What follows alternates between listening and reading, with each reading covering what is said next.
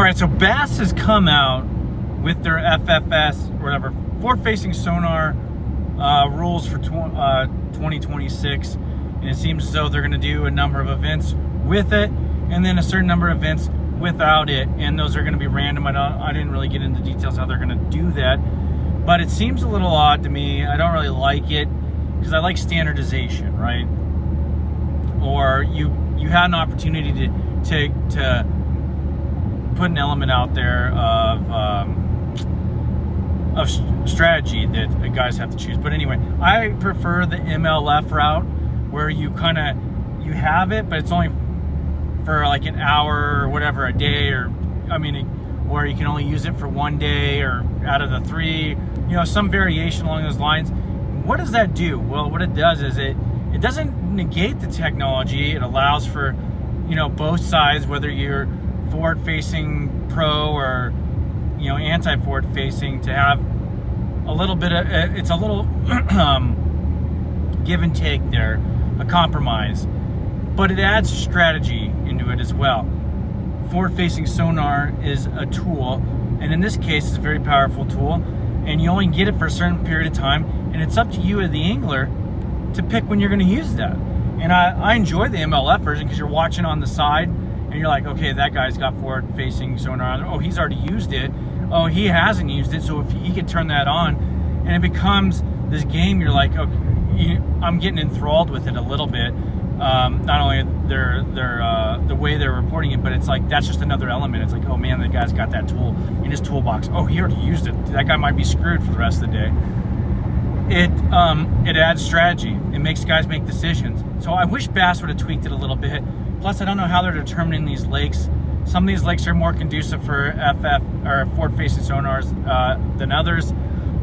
Some of them, if let's say they put it on some lake that's I don't know, Harris Chain or something like that, where a power fisherman can go up there and be flipping Kissimmee grass or something, and you don't really use it. I mean, when I was down there, I did use it to like locate schools that were sitting outside on the edge of it. But when I got to the point where I was actually sticking some good fish, I wasn't using it. But let's say they do that, and then all of a sudden you have like a table rock. Not that that's on the list, but I mean a lake like that, you know what I'm saying. And you don't have it, it makes it kind of weird. Whereas, like you said, you have it as a tool in the toolbox where you can have it a limited period of time, but you, the angler, have to decide when to use it. It just makes it that much more interesting, right? But because to me, the way they just did it now is it's not standardizing the fishing in itself by just like randomly having certain lakes, and then what happens next year, the same thing. At least MLF is now kind of standardized the way that is. It can be applied broadly throughout every event. It's the same event, the same standard for every event. You have it, but you have a specific period of time to use it, and it's on you. And no matter where they go, whether they're fishing a mud hole in South Texas or they're fishing smallmouth in the north, the same tools are in the same toolbox. I like it. Adds a little bit of drama. Like I said, it adds strategy and thinking. So Bass, I think they kind of stumbled on this a little bit. I mean, overall, I've liked what Bass has done. They've done a really good job. I think both tours actually have done a pretty damn good job this year. I enjoy watching both of them. I haven't got to do as much tournament fishing. I might hit a small one later. But, I mean, watching these two guys, or these two larger circuits, has been a blast. Especially MLF. I like MLF.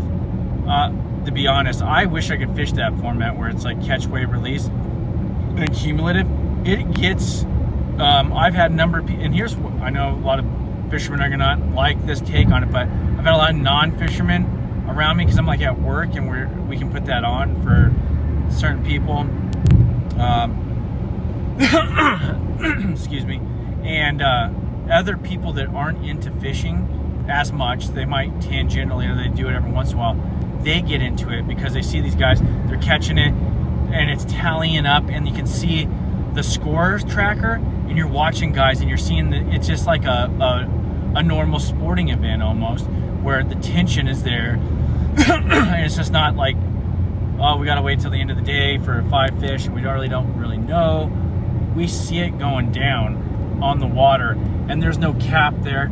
Like if someone gets on a hot streak and they start just pounding them in, there's no 5 fish limit that's going to cap that out. It's just like score, score, score, score, and that other guy needs to catch. He needs to do something to counter that, or it just gets kind of more intense. It's funner to watch. I do like the 5 fish format, and I think it's fun to participate in. I like it because there's that element trying to catch 5 biggest fish. I do, but just for the average guy, from what I've seen, the MLF thing is definitely the way to go. And when I see people that aren't necessarily into fishing, they enjoy watching it. And I've had guys ask me, like, what's the red dot on there? Or what's the green dot mean? And it's like, oh, that's this technology that they can use. They got to choose when to use it. And they're like, oh, that, people relate to that are not fishermen. They're just in the regular sports, and they're seeing that, and they actually enjoy watching that.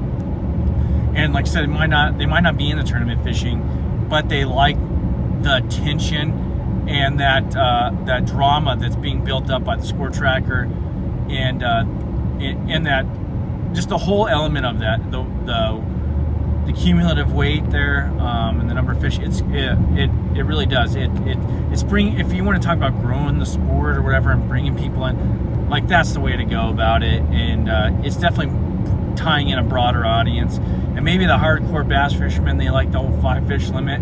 I do too, and it's not going anywhere. But if I had to pick a tour, like, gun in my head, which tour do you want to fish for a living? And out of like 3 of them, MPFL for the management and just the general culture, but MLF for the format. I really like it. Anyway, I'm gonna leave it there. I think bass missed an opportunity here to really do something. I think MLF has it right. Excuse me. I believe MLF has it right, and MPFL's finding their niche in there, and I enjoy that as well. So anyway, peace.